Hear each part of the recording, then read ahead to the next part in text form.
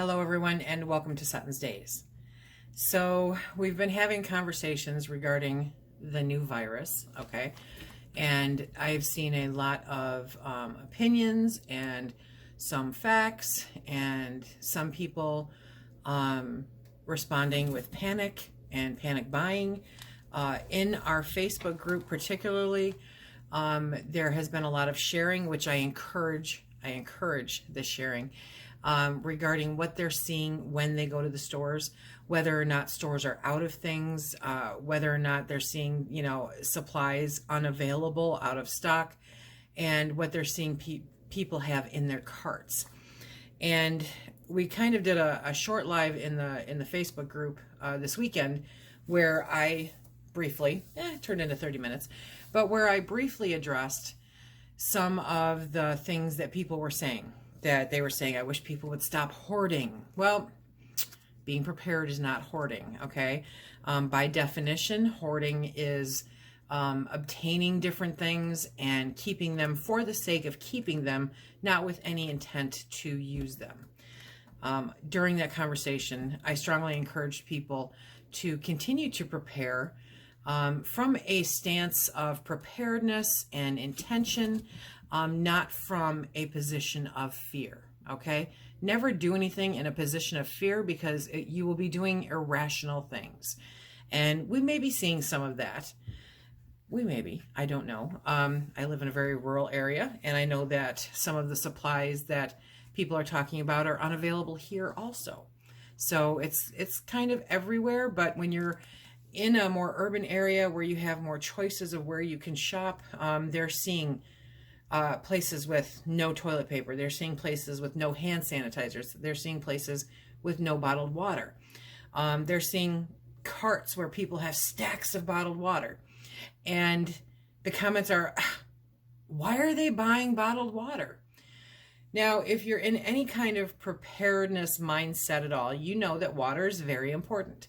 And so in the preparedness community, it is always advised to stock up on water, to have no less than 72 hours worth of water for each person and animal in your home, and then start building it from there. It's not something that you hoard. It's not something that you just buy and stick in a corner. It needs to be rotated through. You need to use it and replace it and add to it, okay? So I wanted to specifically address the water issue today because a lot of comments that I'm seeing are, we have water from the faucet. Why do people need bottled water? You can get water right straight from city water. Why do you need bottled water? What a lot of people don't realize is what goes on behind the scenes to make sure that you have that water coming out of your faucet, to make sure that the water coming out of your faucet is good for you. Is not harmful. Maybe not good for you, but not harmful, okay? Water has, the focus on municipal water supplies, okay, has been increased significantly since the Flint, Michigan water crisis, okay? And it continues to be top of mind for a lot of municipalities now who are putting things in place, and it's coming down from a higher level than your local municipality. It's coming down from your state and your federal government level on the new improved regulations to enable them to be assured that the residents, the people, are receiving water that is not harmful to them. A whole bunch of stuff in there that even I don't really know all of it. I'm on a very cursory level of all of it. However, I got a communication the other day and I went, wow, this is some really good information to share because it's been on my mind, along with the whole hoarding comment, it's been on my mind, all these people that are saying, why are you buying bottled water? What, that doesn't make sense. You get it from your tap. Okay. Something to think about.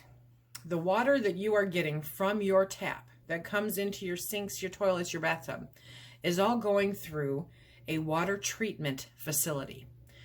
Now, while automation is a fantastic and wonderful thing, and it is more prevalent in all of our lives, you still require people in order to run these, in order to maintain these. And when you are looking at municipal water treatment facilities, there are a lot of moving parts in this. There are a lot of things to take into consideration. There are a lot of components that talk to each other or are supposed to talk to each other, and a lot of safeguards set up so that when they stop talking to each other, somebody is notified so that somebody can go fix it. There's a lot of testing going on all the time to make sure that the water is safe and that everything is working properly. You know, your water, most of the time, I would hazard a guess, they are chlorinating our municipal water. When I go to work, I can actually smell the chlorine in the water because it's not, we have well water here. So I can actually smell the chlorine in the water coming out of the faucet. And if you're not used to it, if it's not part of your everyday life, when you do run across it, it becomes very noticeable. In your everyday life, you probably don't notice it if you have municipal water. But the point of this, I digress, is that they have to keep a stockpile of the chlorine chemicals in order to clean the water. They need to keep a stock of different other chemicals to clean the water. And these are all hazardous materials. And they all require a person or persons to regulate them, to make sure that there is not too much going in or too little going in, okay? So there is still very much a human factor involved when it comes to the water that miraculously comes through the faucet in your house. So if something happens,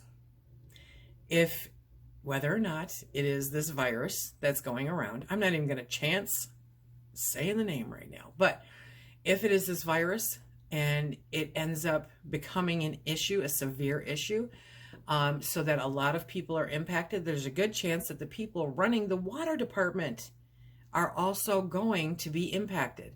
Now, if all of them come down with this virus and are unable to do their job, who's going to handle it? Who is going to make sure that the water coming through your tap is safe to drink? Stocking up on water seem foolish still? They have a limited amount of people that they employ on any given year, okay? They have a regular staff. All it takes is one person to get sick without realizing it, to come into work, to spread it to everyone else in there, and everyone else gets sick, and suddenly the entire crew is unable to come to work and do what they need to do, or it's not safe for them to come to work to do what they need to do in order to make sure that that good water, that non-hazardous water comes out of your tap, okay? Then what happens? I legitimately don't know the answer to this. I'm going to ask some people some questions, but I don't know the answer to that. So would you rather be on the safe side if it gets that bad and have some water stores put up in your pantry? Would you rather be safe than guess as to whether or not, if it does become a pandemic kind of issue in your community where everyone is being quarantined, that you have safe drinking water? Is it foolish at that point? And hopefully, likely, it never will get to that point. But if you're out there and you're stockpiling toilet paper, cold medication, hand sanitizer, okay? You also need to be putting up water if you have not already. If you don't already have 3 weeks worth of water for your family, that's something to consider. That is really something to consider. It needs to be something that you're going to cycle through. Okay, so whether it's in gallon jugs, whether it's in individual bottles, however it is, it's something that you really, really need to consider. Another way to approach this is with some water filtration systems that you can purchase yourself. There are inexpensive ones that you can purchase. There are more expensive ones that you can purchase. I'll leave some links below for different ones, but you know, everything from your Berkey, not your Berkey, from your Lifestraw to your Berkey water filter, okay? There's quite a range in there of different ones that you can use. And not everybody can run out and buy a Berkey. I can't run out and buy a Berkey, okay? But it's on my list for this year. But, you know, we do have the Lifestraws. We do have some other water filtration systems set up just in case. However, we're on a well. So I'm feeling a little less panicked than if I were on city water. Now, I'm not saying if you're on city water to panic, okay? What I'm saying is to begin today to start building up that stockpile. You can go to Dollar General and for under $3, you can get a case of water. Well, how many gallons is in that case of water? You need a gallon a day per person and pet, okay? That's the easiest way to do it. That's just for consumption. That's not including hygiene, and that's not including doing things like dishes or cooking, okay? That's just for consumption. So a gallon a day per person per animal. Now, obviously, your cats are not going to drink a gallon a day, but maybe that'll be that little extra cushion that you have for this or that, okay? So you want to start paying attention to that. Now, I'm going to put a couple links, maybe four links in the description box below. But I wanted to read from you this one in particular from the CDC, and they are updating daily. Now, today is March 10th. They updated this on March 9th, okay? And they are saying the coronavirus disease situation summary. And the background is that the CDC is responding to an outbreak of respiratory disease caused by a novel, which means new, coronavirus that was first detected in China and which has now been detected in more than 100 locations internationally, including the United States. The virus has been named SARS-CoV-2, and the disease it causes has been named Coronavirus Disease 2019, abbreviated COVID-19. Okay? On January 30th, 2020, the International Health Regulations Emergency Committee of the World Health Organization declared the outbreak a public health emergency of international concern. That means be aware of it, you guys. That doesn't mean you're all going to get it. That means be aware of it. Pay attention to it, okay? They note the source and spread of the virus. Coronaviruses are a large family of viruses that are all common in people and many different species of animals, including camels, cattle, cats, and bats. Rarely, animal coronaviruses can infect people and then spread between people, such as with MERS-CoV and SARS-CoV. And now with this new virus called SARS-CoV-2. You can catch these from the animals, okay? So something to take note on. Early on, many of the patients at the epicenter of the outbreak in Wuhan province in China had some link to a large seafood of live animal market and live animal market, suggesting animal to person spread. Suggesting. Pay attention to the verbiage here, okay? Later, a growing number of patients reportedly did not have exposure to animal markets, indicating person-to-person spread. Person-to-person spread was subsequently reported outside of Hubei and the countryside outside China, including the United States. Some international destinations now have apparent community spread with the virus that causes COVID-19, thank you, as do some parts of the United States. Community spread means some people have been infected and it is not known how or where they became exposed. And they give you a link, learn what is known about the spread of this newly emerged coronavirus. So if you've got somebody saying, oh, coronavirus has been around forever. Yeah, there's different strains, you guys. There's different strains. It has flu-like symptoms, okay? So they're still learning about this. The complete clinical picture with regard to COVID-19 is not fully known. Reported illnesses have ranged from very mild, including some with no reported symptoms, to severe, including illnesses resulting in death. While information so far suggests that most COVID-19 illness is mild, a report out of China suggests serious illness occurs in 16% of the cases. Older people and people of all ages with severe underlying health conditions like heart disease, lung disease, diabetes, for example, seem to be at higher risk of developing serious COVID-19 illness. I highly recommend that you take a look at that link. I mean, there's so much more. I just read a very little bit. There's so much more on there with a lot of links to help educate you on different things that are going on. Another link that I am providing here for you is from OSHA.